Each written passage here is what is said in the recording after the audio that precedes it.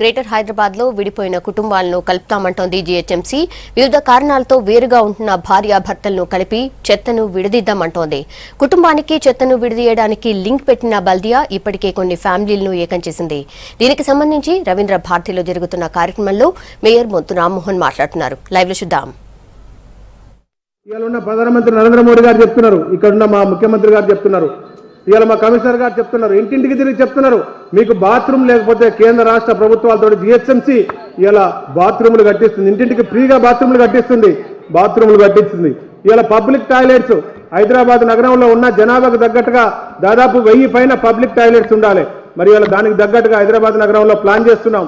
ఇప్పుడు తక్షణంగా మరి హైదరాబాద్ నగర ప్రజలు మన రోడ్ల మీద ఉంటే ఎక్కడ యూరినల్స్ పోవాలన్నా బాత్రూమ్ పోవాలన్నా ఇబ్బంది ఉంటుందనే ఉద్దేశంతో హైదరాబాద్ నగరంలో ఉన్న 350 పెట్రోల్ పంపుల కంపెనీలను ఒప్పించి మరి అలా కమిషనర్ గారు మా అధికారులు మరి కార్పొరేటర్లు ఎక్కడికక్కడికి కష్టపడి 350 పెట్రోల్ బంకులో మీరు ఎక్కడ పడితే అక్కడ పోతుంటే పెట్రోల్ బంకులో ఉన్న వాళ్ళకు పెట్రోల్ బంకులో పనిచేసే వాళ్ళకు కాదు, ఆ పెట్రోల్ బంకులో ఉన్న బాత్రూమ్లు పబ్లిక్ రోడ్డెమ్మడి నడిచే వాళ్లకు యాక్సెస్ ఇవ్వాలి. రోడ్డెమ్మడి పోయే వాళ్లకు ఆ బాత్రూమ్ యూజ్ చేసుకోవడానికి అది ప్రభుత్వం పర్మిషన్ ఇచ్చినప్పుడే పెట్రోల్ బంక్ కు దారెమ్మడి పోయే నడిచే వాళ్లకు, దారెమ్మడి కార్లు పోయే వాళ్లకు, నడుచుకుంటూ పోయే వాళ్ళకు, బస్సులు పోయే వాళ్ళకు ఆ పెట్రోల్ బంకులు ఉన్న బాత్రూమ్ యూరినల్స్ వాడాలనే రూల్ ఉంది. కాబట్టి అది తీసి పెట్టాలి, అందరికీ మీరు వచ్చేటట్టు వాళ్ళని వాడుకుంటట్టు పెట్టాలని చెప్పి ఆ పెట్రోల్ బంక్ యజమానులను కంపెనీలను కూడా ఒప్పియడం జరిగింది. అదే కాక మరి ఇప్పటికి ప్రీఫాబ్రికేటెడ్ మరి అలా టాయిలెట్స్ కానీ మరి ఇంకా చాలా కూడా పోయిన సంవత్సరం కన్నా ఈ సంవత్సరం యూసేజ్లకు తీసుకురావడం జరిగింది. తీసుకురావడం ముఖ్యం కాదు, ఇవన్నీ తీసుకొచ్చిన విషయం మీ అందరికీ చెప్పాల్సిన బాధ్యత, మీ అందరికి తెరవాల్సిన అవసరం కూడా ఉంది. కాబట్టి ఇవాళ చెప్పాల్సిన అవసరం వస్తుంది. అదేవిధంగా గతం కన్నా హైదరాబాద్లో మరి అలా పరిస్థితుల్లో ఇండివిజువల్ టాయిలెట్స్ కూడా 3300 టాయిలెట్స్ యుద్ధ ప్రాతిపదిక మీద మరి జీహెచ్ఎంసీ అధికారులు శాంక్షన్ చేసి కట్టించే ప్రయత్నం చేస్తున్నారు. ఇలా ఇండివిజువల్ టాయిలెట్స్ కానీ ఇలా కమ్యూనిటీ టాయిలెట్స్ కానీ ఎక్కడ లేకున్నా మరి ఇలా కట్టించుకోవాల్సిన అవసరం మీలో ఉంది. ఇలా హైదరాబాద్లో స్వచ్ఛ సంరక్షణ నడుస్తుంది. స్వచ్ఛ సంరక్షణ అంటే ఏంటిది?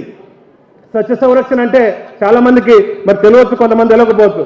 స్వచ్ఛ సంరక్షణ అంటే హైదరాబాద్లో ఇవాళ రోడ్లు కానీ బాత్రూమ్లు కానీ మరి ఇలా వాడుకోవడానికి మలమూత్ర విసర్జనకు సంబంధించిన బాత్రూమ్స్ కానీ చెత్త రోజు ఇంటి నుంచి ఇలా గతంలో ఆటో టిప్పర్ లేకముందు 3500 టన్నులు వచ్చే చెత్త ఆటో టిప్పర్లు 2000 ఆటో టిప్పర్లు ఇలా మరి ముఖ్యమంత్రి గారు చెత్త సేకరణకు పెట్టినాక 4500 చెత్త సేకరణ అవుతుంది. ఇలా 30-40 వేల ఇళ్లకెళ్ళి చెత్త సేకరణ వేరువేరుగా ఇస్తున్నారు. మేము చెప్పిన నిన్న మొన్న తిరుగుతున్నప్పుడు అధికారులు మేము తడి చెత్త పొడి చెత్త వేరే ఇవ్వకపోతే తీసుకపోము, ఆటో కార్మికుడు కూడా తడి చెత్త పొడి చెత్త వేరువేరు ఇవ్వకపోతే తీసుకపోడు.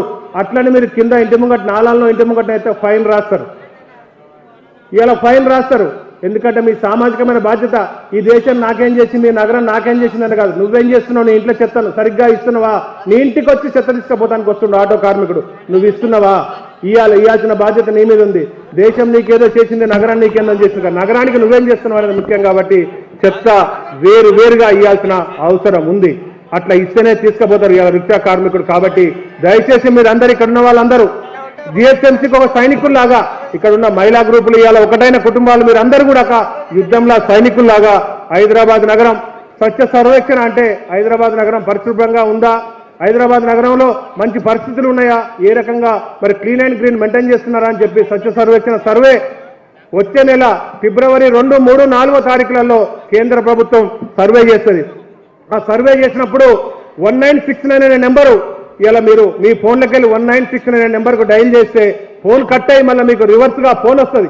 ఆ ఫోన్ వచ్చినప్పుడు స్వచ్ఛ సర్వేక్షణ ఏ రకంగా నడుస్తుంది, పోయిన సంవత్సరం కన్నా ఈ సంవత్సరం హైదరాబాద్లో పరిస్థితులు బాగున్నాయా, మలమూత్ర విసర్జనలకు మరి ఇండివిజువల్ బాత్రూమ్స్ ఉన్నాయా, రోడ్ల మీద ఏ రకంగా ఇబ్బందులు ఉన్నాయి, చెత్త సేకరణ బాగా జరుగుతుందా, మీకు ఈ స్వచ్ఛ సంరక్షణ నడిచేది మీకు తెలుసా అని చెప్పి వాళ్ళు కేంద్ర ప్రభుత్వం నుంచి సర్వే చేసే సంస్థ అడుగుతుంది.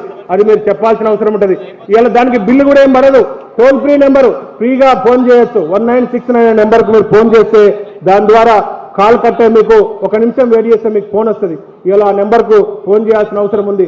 హైదరాబాద్ నగరాన్ని ఇవాళ ఒక మన ఆరోగ్యకరమైన నగరం, ఇలా రోగాలకు దూరంగా, ఇలా పరిశుభ్రంగా మరి ఇలా ఒక గ్రీనరీ తోటి హైదరాబాద్ నగరం ఉంచుకోవాలంటే మనమందరం కలిసికట్టుగా పనిచేయాల్సిన అవసరం ఉంది. చెత్తను విడదీయాలి. ఈ రోజు ఏ రకంగా అయితే కుటుంబాలు కలిసినాయో విడిపోయే కుటుంబాన్ని కలపాలి. చెత్తను తడి చెత్తను పొడి చెత్తను వేరేయాల్సిన అవసరం ఉంది. కాబట్టి మరి ఇక్కడున్న హాజరైన ప్రతి ఒక్కరూ ఇలా ఒకటైన కుటుంబాలు, ఒకటి చేసిన కార్యకర్తలు, ఇక్కడున్న అధికారులు అనధికారులు అందరూ కూడా ఇవాళ ఇక్కడున్న అటెండ్ అయిన ప్రెస్ మిత్రులకు, ఎలక్ట్రానిక్ ప్రింట్ మీడియా కూడా రిక్వెస్ట్ చేస్తున్నాం. ఈ హైదరాబాద్ నగరాన్ని ఇలా వరల్డ్ ఎకనామిక్ ఫోరంలో చాలా మంది ఎద్దేవా చేస్తుండే హైదరాబాద్ విషాద నగరం అని. విషాద నగరం కాదు, ఇది విశాల నగరమే, ఇది విశ్వ నగరమే.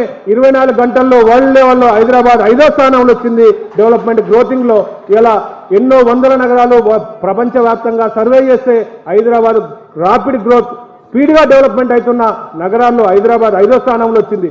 కాబట్టి ప్రపంచంలో 5వ స్థానం వచ్చిన హైదరాబాద్ను మరి దేశంలో మనం నీట్గా ఉంచుకొని క్లీన్గా ఉంచుకొని మనం మరి 5వ స్థానం కన్నా మంచి స్థానం సంపాదించుకోవాలంటే మనం అందరం ఒక యుద్ధంలా సైనికులాగా పనిచేయాలని చెప్పి ఇంత మంచి కార్యక్రమం ఆర్గనైజ్ చేసిన మా కమిషనర్ గారికి మరి ఇక్కడికి అటెండ్ అయిన అందరికీ పేరు పేరున ధన్యవాదాలు తెలుపుతూ జై స్వచ్ఛ భారత్, జై స్వచ్ఛ సంరక్షణ, జై తెలంగాణ.